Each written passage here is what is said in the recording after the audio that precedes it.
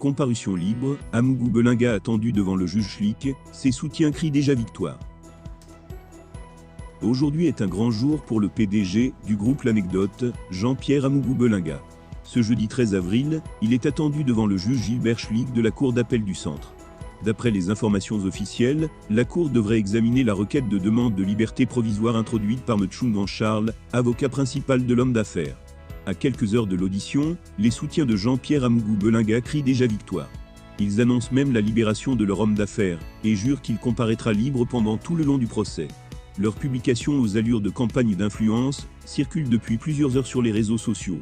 La première tentative a failli réussir, selon la nouvelle numéro 694. L'affaire dite Martinez-Zogo a failli connaître un brusque rebondissement jeudi, 23 mars dernier. En effet, un jour avant, c'est-à-dire le 22 mars, l'on a vu circuler sur les réseaux sociaux un mandat d'extraction de Jean-Pierre Amougou Belinga de la prison principale de Yaoundé pour une audience de la Chambre de contrôle de l'instruction. Le dit mandat est co-signé du président de la Cour d'appel du Centre, Mekulu Cunégonde Ngoti, et du vice-président de ladite Cour, Gilbert Schlick. Beaucoup de sceptiques ont aussitôt fait de penser à un canular. Que non. Effectivement, Jean-Pierre Amougou Belinga a bel et bien été extrait de sa cellule de la prison principale de Kondangui aux environs de 7h30 ce jeudi 23 mars. Escorté par les éléments du PIN à la Cour d'appel du Centre, où il devait assister à l'audience de l'examen de sa demande de mise en liberté provisoire, Jean-Pierre Amougou Belinga a très vite regagné sa cellule de Kondangui, ceci, après une brève audience, qui aura permis au magistrat de lui signifier le report de son dossier, le 13 avril 2023. Il devrait donc prendre encore son mal en patience, seulement, et le moins que l'on puisse dire, c'est qu'une démarche similaire avait déjà été entreprise auprès du tribunal militaire, qui a tout simplement rejeté cette demande, il n'y a pas très longtemps. Sans grand succès, mais cet échec, à bien des égards, est très loin d'édulcorer la détermination du clan de Jean-Pierre Amougou Belinga.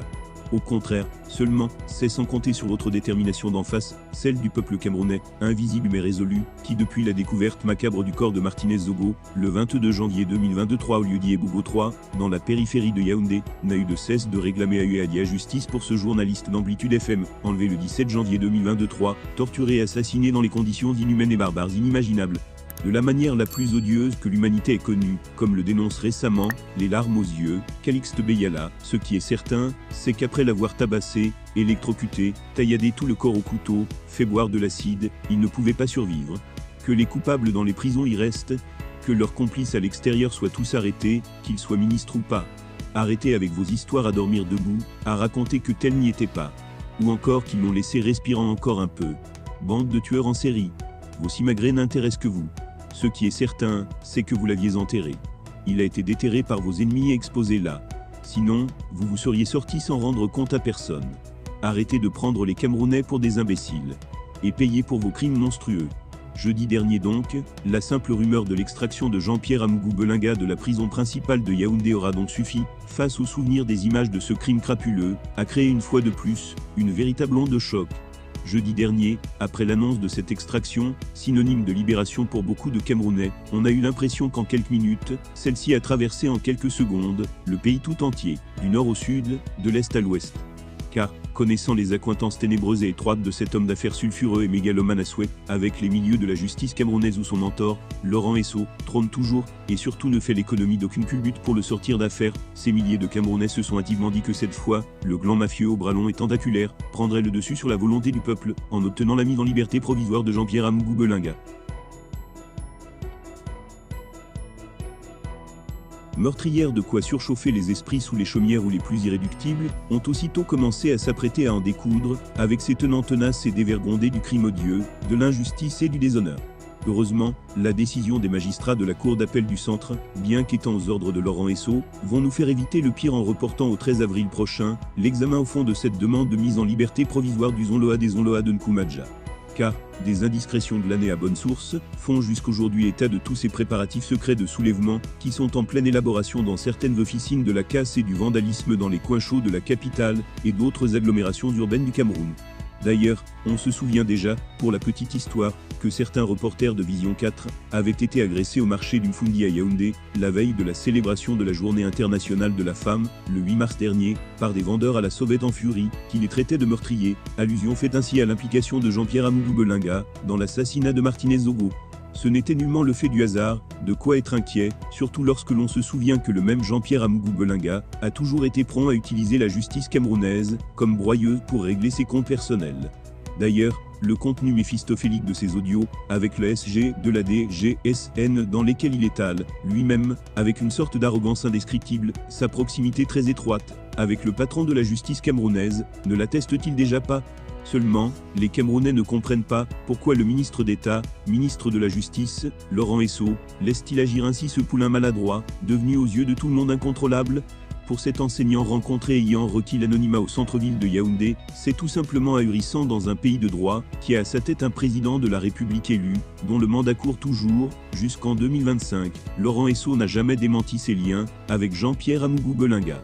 Au contraire, il a laissé se conforter dans l'esprit des Camerounais que, avec l'incarcération de David Eboutou, Patrick Sapak, Georges Gilbert Baangla, et bien d'autres, comme Jean de Dieu Sosombala, l'entrepreneur qui a construit l'immeuble Écan, c'est le PDG de Vision 4, qui commande les magistrats au Cameroun. Cela peut encore passer, renchérit, inconsolable, notre enseignant avant d'ajouter, avec une morgue de maîtresse délaissée, porter plainte à des agents des impôts dans le but de fragiliser l'administration fiscale, cela est-il vraiment possible dans un pays normal comme le Cameroun ? Tout comme s'attaquer aux contrôleurs du Consup en plein exercice de leurs fonctions. Que veulent au juste démontrer Amougou Belinga et Laurent Esso par cette défiance continue et ostentatoire aux institutions de la République ? Lorsque, par la suite, le même Laurent Esso veut faire arrêter tout un secrétaire général de la présidence de la République en fonction, à quoi penser à la fin ? Que Paul Biya ne commande plus ce pays, finit-il par s'interroger, à la même manière que celle de Jean-Pierre Amougou Belinga, questionnant vertement Dominique Baya, le SG de la DGSN, dans l'un de ces fameux audios devenus viraux sur les réseaux sociaux. Juge de l'habit corpus. Dieu merci, nous avons obtenu dans la foulée, la semaine dernière, cette réaction d'un magistrat ayant aussi requis l'anonymat. Elle peut suffire à calmer les esprits en attendant une autre bravade du clan Esso. Je soupçonne qu'à ce stade de la procédure, il ne pouvait que saisir le juge de l'habit corpus en vertu de l'article 584 du Code de procédure pénale pour arrestation illégale et inobservation des formalités prescrites par la loi. C'est pourquoi, je trouve impropre qu'on parle ici de libération provisoire prévue par les articles 222 et suivants du Code de procédure pénale. La liberté provisoire ne peut être demandée qu'au juge d'instruction. Or, tout le monde sait que le juge d'instruction, le lieutenant-colonel Sikati II, n'a pas encore officiellement pris ses fonctions. Il est toujours à bas mandat, donc, l'information judiciaire n'est même pas encore ouverte. Or, c'est à lui, et à lui seul, que la requête aux fins de libération, sans ou sous caution, d'Amougou Belinga doit être déposée. C'est le droit. Ça ne se discute pas. Et de poursuivre, péremptoire. En revanche, le juge de l'habit corpus est en place. Il est permanent. C'est, selon l'article 584 du Code de procédure pénale, le président du tribunal de grande instance, Chi. En l'espèce, le président du GI du Mfundi, un certain monsieur Alima. En conséquence, si la requête d'Amougou Belinga est déjà devant la cour d'appel du centre à travers sa chambre de contrôle de l'instruction, cela signifie, en bonne logique juridique, et sous l'égide des textes su-évoqués, que la demande en libération immédiate déposée en catimini par Amougou Belinga et ses avocats, probablement lorsqu'il était encore au C devant les objets, a déjà été rejetée une première fois par le juge de l'habit corpus du GI Mfundi. C'est la seule explication juridique possible et sérieuse qui peut justifier que son affaire soit déjà au niveau de l'appel. On ne peut pas être dans le cas d'espèce, devant l'instance d'appel sans être passé par une instance inférieure, le DGI. C'est impossible. Plus précis, notre magistrat enchaîne. À ne point douter, la requête d'Amougou Belinga, malgré les simagrées juridiques de Tchungan, sera de nouveau rejetée, dès lors que ses avocats ne maîtrisent, ou ne veulent pas prendre en compte, ni le processus particulier, encore moins le contexte spécial qui ordonne cette affaire, ex-commission mixte CED-GSN, créée par le président de la République. Ils veulent peut-être tenter le diable. Ne sont-ils pas ces rejetons ? Un vieil adage nous enseigne que devant une situation particulière, il faut adapter une solution particulière. Les juges le savent très bien. Et notre magistrat anonyme de conclure. Rappelons que l'article 224 du Code de procédure pénale proscrit formellement, même en cas de demande de libération sous caution, de libérer les personnes poursuivies d'un crime passible de l'emprisonnement à vie ou de la peine de mort. N'oublions pas aussi que, lorsque l'information judiciaire sera ouverte, les avocats de la partie civile pourront demander au juge d'instruction de requalifier l'inculpation d'Amougou Belinga en au moins complicité d'assassinat. En toute hypothèse, Jean-Pierre Amougou Belinga ne sera pas libéré, ni le 13 avril 2023, ni après. La justice passera. Tout ça, c'est de l'agitation, du dilatoire et des honoraires en su, que lui escroquent ces fameux avocats. Tchungan est bon pour ça. il est coutumier du fait, conclut enfin notre magistrat anonyme. Agitation quasi luciférienne. En définitive cette fois, qu'on nous permette au moins de le dire à haute et intelligible voix, quitte à n'être entendu que de nous-mêmes. À rebours donc de cette version pleine d'anecdotes hallucinatoires, qui circulent profusément dans les milieux petits, qui soutiennent aveuglément Jean-Pierre Amougou-Belinga, ce dernier aujourd'hui englué dans la merde, jusqu'au cou et étrangement paré d'une auréole de martyr et de victime, ne peut s'en prendre qu'à lui-même. Il ne peut échapper à personne, que c'est lui, chaque fois, pour un oui, ou pour un non, qui s'est toujours ubuesquement servi des institutions de l'État, la justice en tête, parce que Laurent Esso, son parrain, est ministre de la Justice, pour régler ses comptes personnels, ou pour assouvir ses énormes besoins financiers, CF.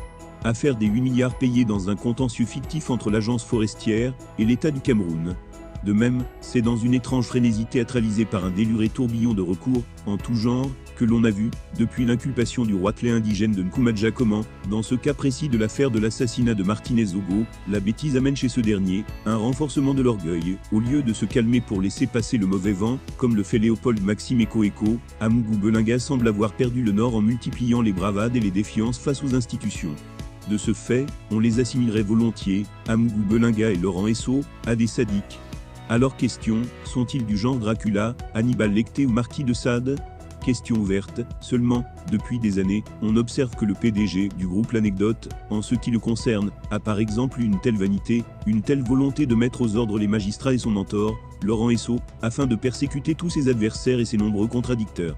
Ceux qui font l'exégèse de ce qui se passe donc, depuis l'assassinat de Martinez Zogo, avec le minimum de distance prophylactique requis, sont davantage frappés, ces derniers temps, d'un côté, par un tel déchaînement de haine et de violence, dont la finalité est de chosifier la mort, puis l'organisation des obsèques de Martinez Zogo, déjà assassiné dans des conditions les plus atroces et barbares. Et d'un autre, par cette inexplicable agitation quasi luciférienne du PDG du groupe, L'Anecdote et sa horde effervescente d'imprécateurs menteurs, qui ne s'embarrassent pas d'arguments purement spécieux, pour meubler leur prolifique digression. Difficile aussi de ne pas y voir l'ombre de Laurent Esso. Surtout qu'il reste étrangement muet, comme une mauvaise carte noire du Houri. Comme s'il cautionne tacitement toute cette agitation débordante de son poulain aujourd'hui aux abois. Illustration. Le seul fait que jeudi dernier, le procureur général près la cour d'appel du centre, Jean-Fils Clébert-Tamac, ait organisé tout un comité d'accueil spécial, en déroulant, au vu et au su de tout le monde, le tapis rouge au prévenu Jean-Pierre Amougou-Belinga, pour qu'il accède à la cour d'appel du centre en empruntant l'ascenseur réservé au chef de cour, est suffisamment éloquent et édifiant pour comprendre toutes ces fanfaronnades blâmables et autres bravades du poulain du ministre d'État, ministre de la Justice, garde des Sceaux, Laurent Esso, comme pour dire au monde entier que le président de la République et son ministre d'État secrétaire général de la présidence de la République ont beau être au pouvoir à tout dit, tant que lui Esso, le roi de la justice, règne imperturbablement au ministère de la Justice, rien, et absolument rien, ne peut arriver aux Onloa des Onloa, Jean-Pierre Amougou-Belinga.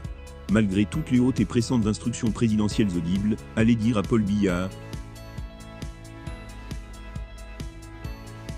Eh bien chers abonnés, nous vous remercions pour votre participation. Si jamais la vidéo vous a plu, n'hésitez pas de vous abonner et de cliquer sur la cloche de notification pour ne plus rater aucune de nos vidéos. Merci.